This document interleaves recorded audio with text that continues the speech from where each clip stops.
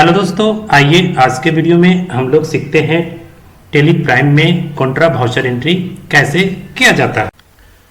तो वीडियो को शुरू करने से पहले आप लोगों से एक रिक्वेस्ट है, अगर अभी तक आपने हमारे चैनल को सब्सक्राइब नहीं किया है तो फटाफट सब्सक्राइब करें और लाइक करें।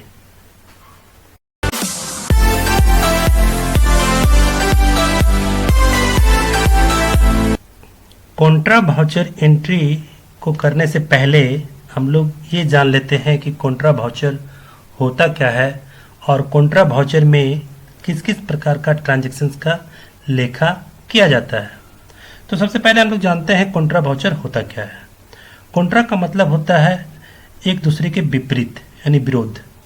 कॉन्ट्रा में सिर्फ और सिर्फ कैश और बैंक से रिलेटेड वाउचर एंट्री को किया जाता है, यानी ऐसा वाउचर एंट्री जिसमें कैश और बैंक दोनों हो, जैसे कि बैंक में पैसा डिपॉजिट करना या बैंक से पैसा विड्रॉवल करना या एक बैंक से दूसरे बैंक में पैसा ट्रांसफ़र करना या बैंक से फिर लोन लेना, माने कि बैंक और कैश ये दोनों उस ट्रांजेक्शन में रहेगा हर परिस्थिति में।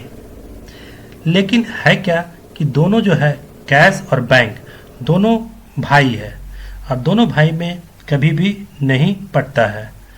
अगर एक पूरब है तो दूसरा पश्चिम है, यानी कहने का मेरा मतलब है कि अगर बैंक बैलेंस अगर आपका बढ़ेगा तो कैश जो है घटेगा, अगर कैश बढ़ता है तो बैंक घटेगा, यानी दोनों कभी भी एक समान नहीं होता है।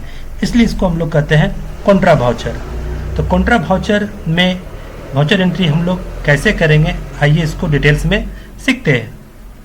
सबसे पहले आपको जाना पड़ेगा वाउचर में। वाउचर को सिलेक्ट करना है आपको गेटवे ऑफ टैली मुख्य मेनू से और एंटर की को प्रेस करना है। एंटर की प्रेस करने पर आपका जो है वाउचर स्क्रीन खुल जाएगा।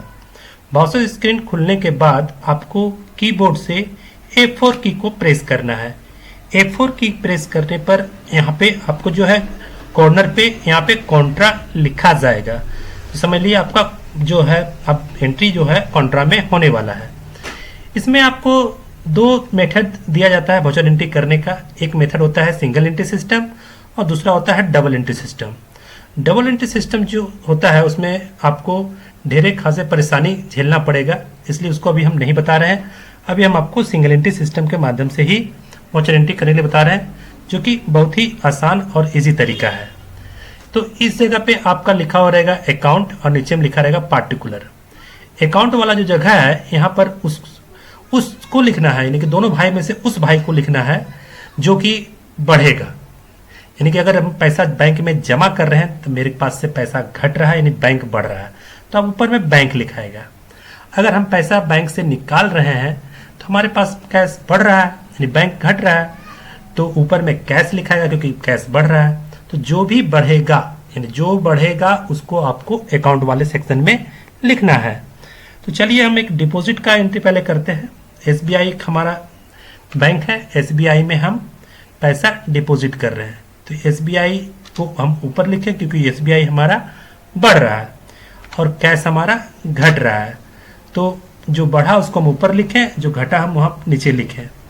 5000 अमाउंट यहाँ पे दिए और इसको हम एंटर करके एक्सेप्ट करने जा रहे हैं। लेकिन उससे पहले आपसे मांगेगा कि आप जो डिपॉजिट किए हैं उसमें नोट किस किस प्रकार का था।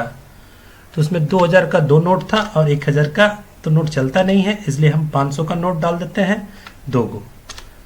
तो ये हमारा डिपॉजिट का एंट्री हो गया।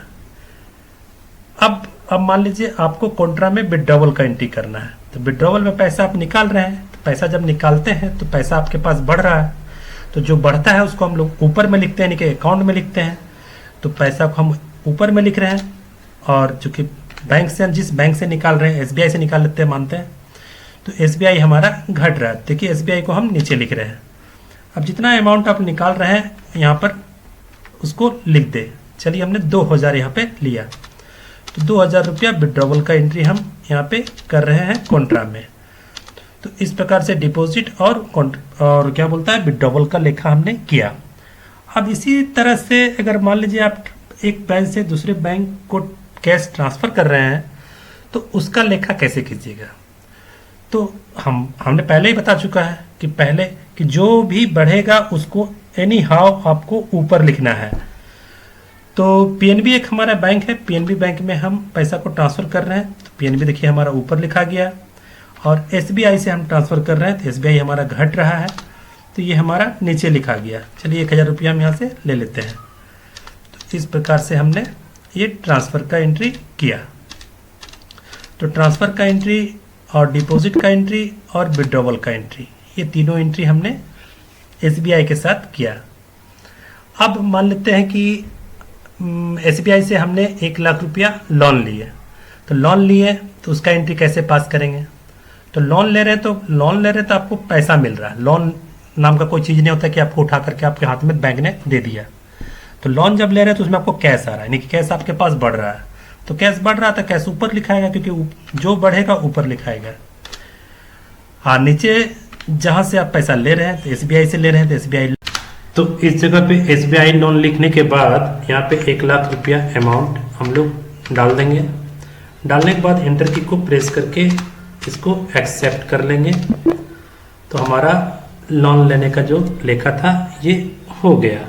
तो आज के वीडियो में हम लोगों ने कॉन्ट्रा वाउचर के अंतर्गत बैंक में कैश डिपॉजिट और बैंक से कैश विड्रॉवल और एक बैंक से दूसरे बैंक में कैश ट्रांसफ़र और बैंक से लोन लेने का लेखा सीखा।